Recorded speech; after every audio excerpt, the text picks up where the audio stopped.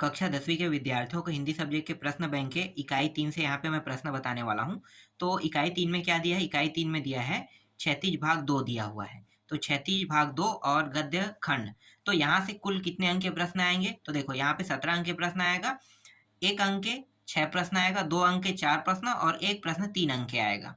तो कुल प्रश्नों की संख्या जो है 6 4 10 11, 11 प्रश्न इस इकाई से आने वाले हैं और 17 अंक के प्रश्न आएगा। तो आपको छोड़ना तो नहीं है, सभी को याद करना है। यह अर्धवार्षिक और वार्षिक दोनों पेपर के लिए महत्वपूर्ण है। तो चलो मैं सभी प्रश्नों को उत्तर दे देता हूँ। तो देखते हैं प्रश्न बैंक में जितने भी प्रश्न हैं वो सारे प्रश्नों को उत्तर दे रहा हूँ यहाँ पे। देखो पहला प्रश्न क्या है? नेताजी का चश्मा पाठ किस विधा से है? तो कहानी लेना है। स्वयं प्रकाश जी का जन्म हुआ था, तो यहाँ पे मध्य प्रदेश में लेना है, मध्य प्रदेश में हुआ था। स्वयं प्रकाश जी ने पत्रिका का संपादन किया था, तो वसुधा वसुधा में किया था, ठीक है, वसुधा का। कैप्टन का नाम चश्मे वाला, कैप्टन का नाम था तो चश्मे वाले का नाम कैप्टन था, ठीक है। नेताजी चश्मा कहानी का मूल भाव है, तो यहाँ पे देशभक्ति की भावना लेना है। कस्बे के चौराहे पर प्रतिमा लगी थी किसकी? सुभाष चंद्र बोस की। नेताजी मूर्ति लगवाई गई थी, तो नगर पालिका के द्वारा लगाई गई थी नेताजी की मूर्ति। इसके बाद है कलहर का जादूगर कहा जाता है, तो किसे कहा जाता है? रामवृक्ष बेनीपुरी जी को कहा जाता है। बाल गोविंद भगत पाठ की विधा क्या है? रेखा चित्र है। बाल गोविंद भगत थे क्या थे? साधु थे। बाल गोविंद भगत जी की, देखो एक सेकंड यहाँ पे दिखा था, बाल गोविंद भगत जी पद गाते थे, तो कबीर के पद गाते थे। बाल गोविंद भगत पाठ प्रहार करता है, तो कुरीतियों पर। बाल गोविंद भगत गाते समय बजाते थे, तो क्या बजाते थे? खंजड़ी बजाते थे। सच्चे साधु की पहचान होती है ईश्वर की भक्ति करना, ठीक है। तो इसके बाद देखो झूठा सच उपन्यास के लेखक कौन है? यशपाल थे, यशपाल है, ठीक है। आगे देखो लखनवी अंदाज पाठ की विधा व्यंग है। नवाबों के शौक के लिए प्रसिद्ध है लखनऊ। मध्य प्रदेश के मंदसौर जिले में जन्म हुआ था, किसका हुआ था? मन्नू भंडारी का। आपका बंटी उपन्यास लिखा है, तो मन्नू भंडारी ने ही लिखा है। आत्मकथा विधा में लिखा गया पाठ लखनवी अंदाज, ठीक है। आगे देखते हैं। इसके बाद देखो मन्नू भंडारी के किस व्यवहार से तंग आकर प्रिंसिपल ने उसके पिता को बुलाया? तो आंदोलनकारी, ठीक है, वह लगातार आंदोलन मतलब बात बात पे आंदोलन कर लेते थे, इसलिए उसके पिताजी को उन्होंने बुलाया। आगे देखो जैनेन्द्र का कौन सा उपन्यास मन्नू भंडारी को पसंद था? तो त्यागपत्र पसंद था मन्नू भंडारी को। अगला है उस्ताद बिस्मिल्लाह खां के लिए प्रसिद्ध थे, कौन प्रसिद्ध थे? शहनाई वादन के लिए प्रसिद्ध थे, ठीक है, शहनाई वादन के लिए उस्ताद बिस्मिल्लाह खां प्रसिद्ध थे। बिस्मिल्लाह खां का दूसरा नाम था अमीरुद्दीन था। भंदत आनंद कौशल्यान विशेष प्रभावित थे, किससे विशेष प्रभावित थे? अंबेडकर जी से प्रभावित थे। गद्य की विधा नहीं है, महाकाव्य जो है गद्य की विधा नहीं है। उपन्यास सम्राट है प्रेमचंद है उपन्यास सम्राट।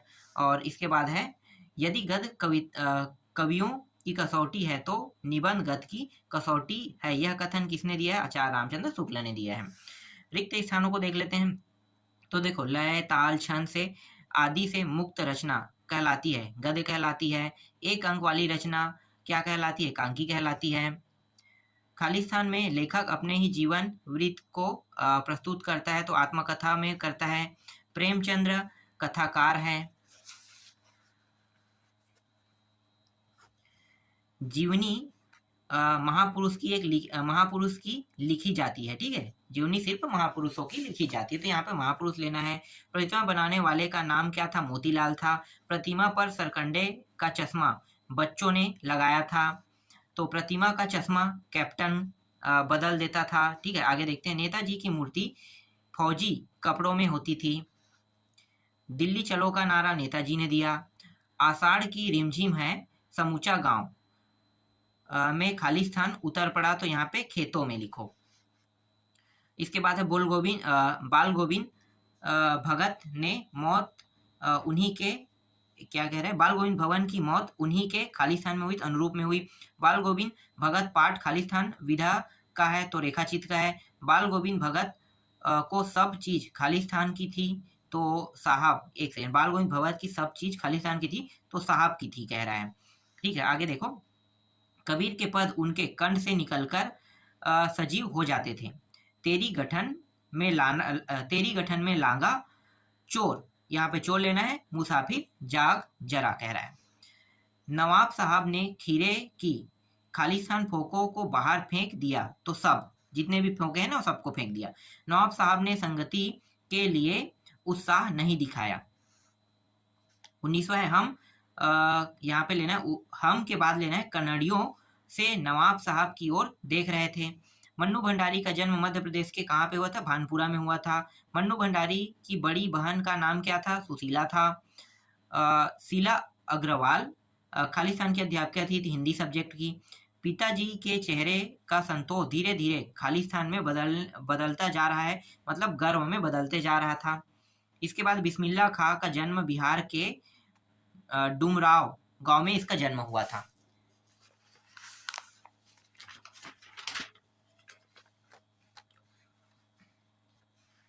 इसके बाद है पंचगंगा घाट खालिस्तान में स्थित है, काशी में। बिस्मिल्लाह खां बालाजी मंदिर के प्रतिदिन सहनाई बजाते थे।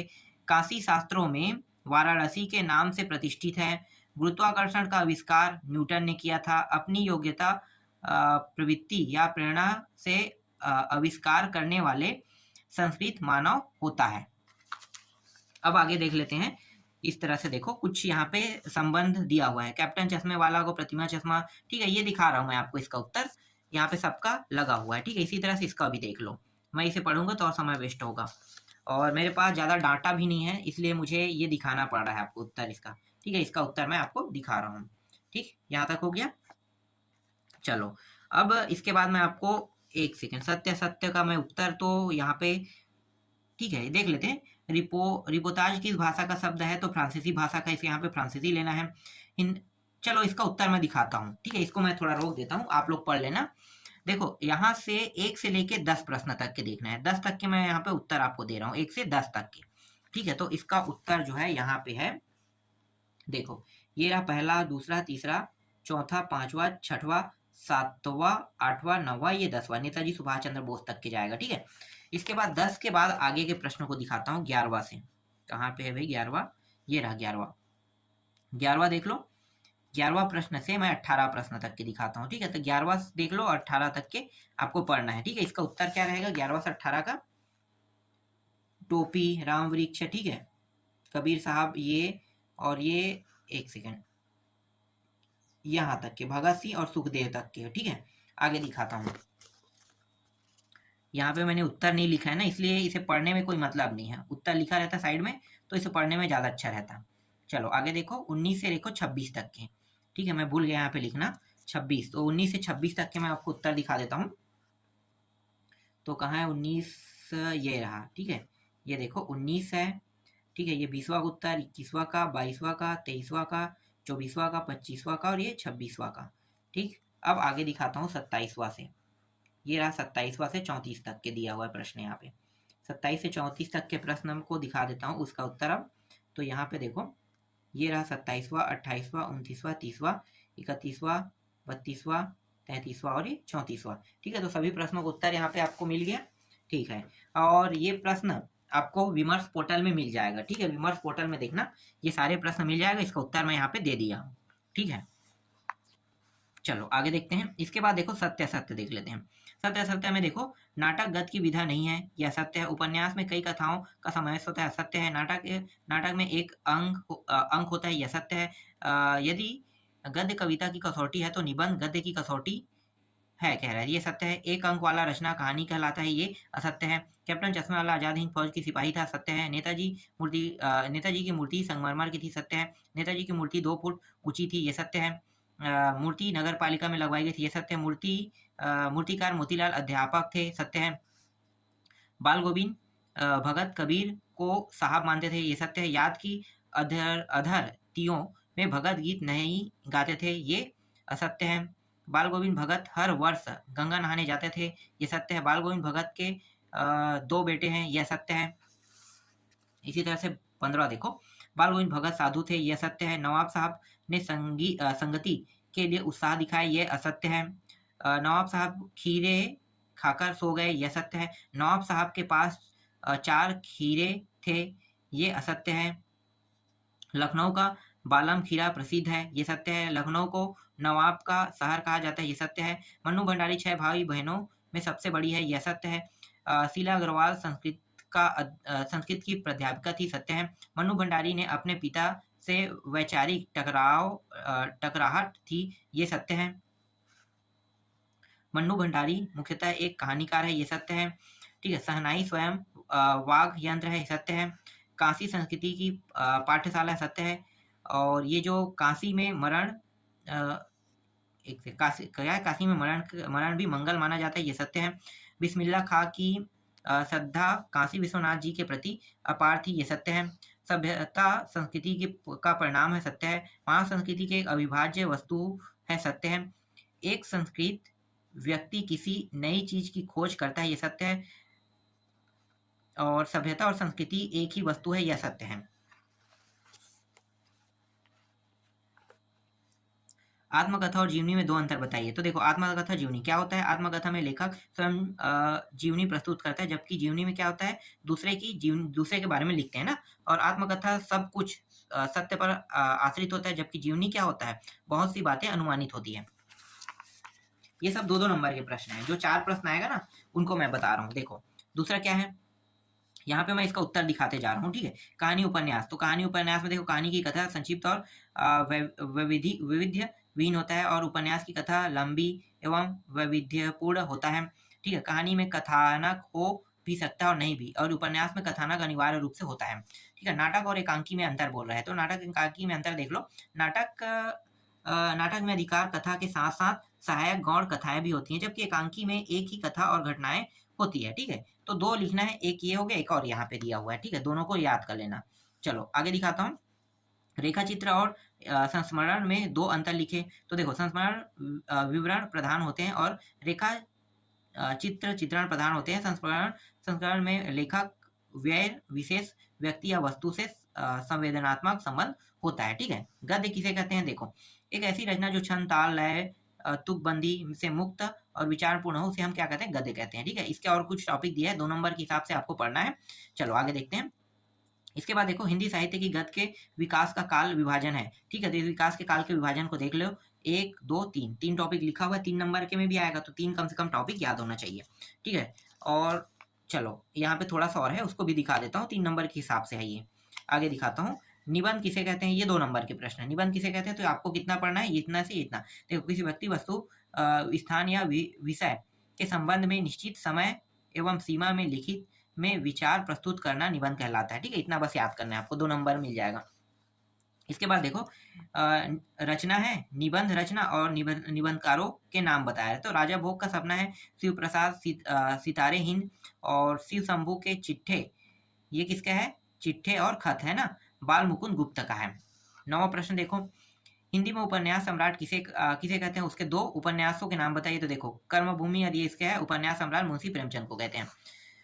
10वां है, किसी गद्य की प्रमुख विधाओं के नाम लिखे। तो गद्य की प्रमुख विधाएं जैसे निबंध, कहानी, एकांकी, नाटक, जीवनी, रेखाचित्र, संस्मरण, यात्रा वृत्तांत, ये सब है। और इसकी 2 भागों में बांटा गया है ना, तो एक प्रमुख विधा है और एक गौण और प्रकीर्ण विधाएं हैं। हिंदी के प्रमुख 2 रेखाचित्र लेखकों एवं उनकी एक रचना का नाम लिखे। श्री राम शर्मा है, जंगल के जीवन, और प्रकाश चंद्र गुप्त है, मिट्टी के पुतले हैं। इसी तरह 13वां प्रश्न देखो, दीपोतार्ज किसे कहते हैं? तो इसका उत्तर देख सकते हो, यहाँ पे लगा हुआ है। आगे दिखाता हूँ। रामवृक्ष, बेनीपुरी एवं यशपाल की 2 रचनाओं के नाम लिखे। तो रामवृक्ष के देखो, पत्तियों के देश में चिंता के फूल, और वो दुनिया देशद्रोही। ठीक है, ये है। आगे देखो, सर्वोत्तम दयाल सक्सेना की भाषा शैली एवं 2 रचनाओं के नाम लिखे। तो देखो, 2 रचनाएं और भाषा शैली दिखा रहा हूँ ना। खुटियों पर टंगे लोग, और ये इसकी 2 रचनाएं हैं, और ये सहज लोक क्या है? इसकी भाषा जो है अत्यंत सरल, सहज और लोक भाषा की महक लिए हुए हैं, ये होगा। मन्नू भंडारी भाषा शैली और 2 रचनाएं लिखे। तो देखो, मन्नू भंडारी की जो भाषा शैली सरल, सहज, स्वाभाविक और भावाभिव्यक्त सहज है। और यहाँ पे इसकी जो रचना है वो आपका बंटी और एक कहानी भी। ठीक है, ये है। 16वां प्रश्न देखो, 16वां प्रश्न, स्वयं, यतीन्द्र मिश्र, भदंत, आनंद, कौशल्यवान 2 रचनाएं नाम लिखे। ठीक है। तो देखो, स्वयं प्रकाश की 2 रचनाएं ये दोनों है। ठीक है। और यतीन्द्र मिश्र की रचनाएं ये दोनों है, बैजू बावरा और गुर्जरी तोड़ी। और स में जो है इसका भी ये है। ठीक है। आगे देखते हैं। सेनानी न होते हुए भी चश्मे वाले को लोग कैप्टन क्यों कहते थे? ठीक है, तो इसका उत्तर मैं यहाँ पे दिखा देता हूँ, 2 नंबर के हिसाब से है। ठीक है, 3 नंबर में थोड़ा-सा बड़ा करना है, तो 1 पॉइंट और बढ़ा देना अगर ये 3 नंबर का आएगा, क्योंकि अभी जो प्रश्न बता रहा हूँ ये 2 और 3 दोनों नंबर के हिसाब से हैं। ठीक है, और थोड़ा-सा यहाँ पे अगर इतना लिख दोगे तो 3 नंबर का बन जाएगा। आगे देखो, कैप्टन बार-बार मूर्ति पर चश्मा क्यों लगा रहा था? तो इसका कारण क्या है? तो इसका कारण ये है कि वो यहाँ पे क्षमा-वमा माँग रहे हैं क्या? मूर्ति पे चश्मा फेम, देखो यहाँ पे फेम में नेताजी क्षमा माँगते हुए उतारकर ग्राहकों को दे देते थे। ठीक है, इसको पढ़ लेना। मैं यहाँ पे पढ़ के नहीं बता रहा हूँ, समय वेस्ट होगा। ठीक है, देखो, मूर्ति पर लगा सरकंडे का चश्मा क्यों उम्मीद जगाता है? ठीक है, इसका उत्तर भी यहाँ पे लगा हुआ है। आगे देखो, पान वाले का एक रेखाचित्र प्रस्तुत कीजिए। तो पान वाले का रेखाचित्र प्रस्तुत करना है, तो देखो इसका उत्तर ये रहा। ठीक है, 3 नंबर के लायक है और आधा उत्तर यहाँ पे है। इसके बाद दिखाता हूं मैं आपको 21वां प्रश्न। 21वां प्रश्न देखो, भगत की पुत्र वधु उन्हें अकेला क्यों नहीं छोड़ना चाहती? ठीक है, इसका उत्तर ये रहा। थोड़ा फास्ट दिखाते हैं, इसमें बहुत सारे प्रश्न हैं, सभी प्रश्नों को उत्तर देखना है हमें। और तो ये देखो, बाल गोविंद भगत के व्यक्तित्व और उनकी वेशभूषा को अपने शब्दों में चित्रण कीजिए कह रहा है। ठीक है, इसका उत्तर मैं दिखा देता हूँ। पूरा उत्तर है यहाँ से यहाँ तक और ये यहाँ तक के। ठीक है, हो गया, पूरा उत्तर देख लिए। चलो 23वां प्रश्न देखो। 23वां प्रश्न का उत्तर मैं दिखा देता हूँ। देखो, भारत ने अपने बेटे की मृत्यु पर अपनी भावनाएं किस तरह व्यक्त की लिखे कह रहा है। ठीक है, तो इसका उत्तर देखो, एक हो गया और ये रहा। ठीक है, आगे दिखाता हूँ 24वां प्रश्न। अब 24वां प्रश्न है, मोह और प्रेम में अंतर होता है। ठीक है, बाल गोविंद भगत के जीवन की किस घटना के आधार पर इस कथन का सच सिद्ध करे कह रहा है। ठीक है, इसका उत्तर देखो, ये रहा। ठीक है, ये इसका उत्तर है। चलो आगे दिखाता हूँ। इसके बाद देखो 25वां प्रश्न, लेखक को नवाब साहब के किन हाव भावों से महसूस हुआ कि वे उनसे बातचीत करने के लिए तनिक भी उत्सुक नहीं है? ठीक है, तो उसका उत्तर देखो, जो 4 पॉइंट है, चारों पॉइंट को याद करना है आपको। ठीक है, आगे दिखाता हूँ। देखो, ये रहा 26वां प्रश्न, नवाब साहब ने खीरा सूंघकर ही खिड़की से बाहर फेंक दिया, उन्होंने ऐसा क्यों किया? इसका उत्तर देखो, ये रहा इसका उत्तर। ठीक है, आगे देखते हैं 27वां प्रश्न। 27वां प्रश्न में क्या है? लखनवी अंदाज कहानी को आप और क्या नाम दे सकते हैं? ठीक है, तो इसका उत्तर देख सकते हो, छोटा सा है। फिर 28वां प्रश्न देखो, 28वां का उत्तर भी यहाँ पे लगा हुआ है। ठीक है, ठीक, आगे देखते हैं। फिर 29वां प्रश्न देखो, 29वां प्रश्न और इसका उत्तर दिखा देता हूँ। 29वां प्रश्न, वह कौन सी घटना है जिसके बारे में सुनने पर लेखिका को न अपनी आंखों पर विश्वास हो पाया और न ही अपने कानों पर? तो इसका उत्तर देखो, पूरा मैं दिखा देता हूँ। ठीक है, यहाँ तक के। ठीक, थोड़ा सा और है, ये रहा। ठीक, पूरा हो गया। चलो आगे देखो। इसके बाद मन्नू भंडारी के पिता का स्वभाव शक्की क्यों हो गया? ठीक है, इसका उत्तर ये रहा। 31वां का उत्तर देख लो, ये रहा 31वां। 1927 में मन्नू भंडारी को कौन सी सर्वाधिक महत्वपूर्ण खुशी प्राप्त हुई? ठीक है, ये इसका उत्तर है। इसके बाद देखो, ये रहा 32वां प्रश्न और इसका उत्तर भी लगा हुआ है। ठीक है, 33वां दिखाता हूँ मैं, फटाफट दिखाता हूँ अब उत्तर, क्योंकि टाइम वेस्ट नहीं करूंगा। ठीक है, इसे एक बार पढ़ लेना। 34वां देखो, इसका भी उत्तर यहाँ पे लगा हुआ है। 35वां दिखाता हूँ, 35वां का उत्तर भी यहाँ पे लगा हुआ है। ठीक है, 36वां देखो, इसमें बहुत सारे प्रश्न हैं, कम से कम 40 प्रश्न हैं, क्योंकि 4 प्रश्न आना है ना भाई यहाँ से, तो प्रश्नों की संख्या तो ज़्यादा रहेगा ही। ठीक है, ये 37वां हो गया। 37वां, ठीक है, और ये जो है, ये वाला जो है बिस्मिल्लाह खां मिली जुली संस्कृति वाला। ठीक है, तो ये बहुत बड़ा है, इसको इतना बड़ा नहीं लिखना है, कम से कम आपको ये एक पैराग्राफ ये हो गया और ये दूसरा पैराग्राफ, 2 पैराग्राफ याद कर लेना है। ठीक है, इसके बाद देखो, ये जो है 39वां है, उस्ताद बिस्मिल्लाह खां वाली बात है ना, तो इसका उत्तर मैं आपको दिखा देता हूँ। तो ये रहा इसका उत्तर। ठीक है, और थोड़ा सा, ठीक है, इतना ही तो था इसमें। ठीक है, इतना याद कर लेना। फिर यहाँ पे 40वां दिखाता हूँ, ये रहा 40वां प्रश्न और इसका उत्तर भी यहाँ पे लगा हुआ है। और ये रहा 41वां प्रश्न, ये रहा 41वां, इसका भी उत्तर है। और ये 42वां प्रश्न है, 42वां का भी उत्तर मैं दिखा देता हूँ, 42वां प्रश्न। ठीक है, और ये 42वां का उत्तर है, यहाँ पे लगा हुआ है। अब जो है ना 7 जो है वो गद्य रहेगा, 3 नंबर के प्रश्न में गद्य आएंगे ना, तो 3 दिखा देता हूँ। ये रहा पहला, ठीक है, बार बार सोचते वाला है ना, और इसका आधा जो हिस्सा है वो यहाँ पे है, ये रहा आधा हिस्सा, इसमें संदर्भ व्याख्या करना है आपको। ठीक है, तो संदर्भ है, प्रसंग भी दिया हुआ है। अब व्याख्या दिखाता हूँ, इसका व्याख्या ये रहा। ठीक है, ये इसका व्याख्या है। अब आगे देखो, ये रहा दूसरा प्रश्न, दूसरा प्रश्न है, देख लो। ठीक है, ये भी गद्यांश है और इसमें संदर्भ और ये रहा प्रसंग। ठीक है, अब इसके बाद मैं आपको इसका व्याख्या दिखा देता हूँ। ये रहा व्याख्या। ठीक है, व्याख्या भी मिल गया। ठीक, आगे दिखाता हूँ। इसके बाद तीसरा देखो, ये रहा तीसरा प्रश्न। तीसरा में संदर्भ और आपको प्रसंग दिखाई दे रहा होगा। ठीक है, ये देख सकते हो। ठीक है, प्रसंग आपको पूरा नहीं दिखाई देगा, तो प्रसंग में मैं दिखा देता हूँ। ये रहा प्रसंग और ये रहा व्याख्या। ठीक है, पढ़ लेना एक बार। और इसके बाद चौथा देखो, ये वाला चौथा जो प्रश्न है, इसका संदर्भ आपको दिखाई दे रहा है, और ये रहा प्रसंग और ये रहा व्याख्या। ठीक है, दोनों है।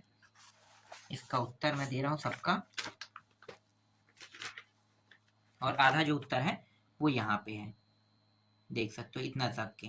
ठीक है, चलो आगे देखते हैं। इसके बाद देखो, ये पांचवा प्रश्न केवल बाहरी भिन्नता वाला है ना, ये।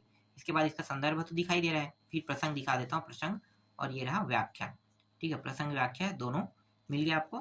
ठीक है, छठवां प्रश्न देखो। छठवा ये रहा काशी वाला, और इसके जो संदर्भ है और ये प्रसंग है, दोनों देखो, ये रहा संदर्भ प्रसंग। अब व्याख्या दिखा देता हूँ, तो ये रहा इसका व्याख्या। ठीक है, व्याख्या भी दिखाई दे रहा है। चलो आगे देखते हैं। इसके बाद ये अंतिम प्रश्न है, सातवां। ये सातवां है, इसका संदर्भ आपको दिखाई दे रहा होगा। ठीक है, संदर्भ दिखाई दे रहा है। ठीक, और इसका प्रसंग नहीं दिया है ना, इसमें इसमें डायरेक्ट व्याख्या दे दिया है, क्योंकि ये किसी से रिलेटेड होगा, इसलिए डायरेक्ट व्याख्या दे दिया है। तो इस तरह से मैंने आपको कुछ प्रश्न यहाँ पे बता दिया। ठीक है, ये सभी के सभी महत्वपूर्ण प्रश्न, इसको पढ़ लेना, अच्छे से तैयार कर लेना।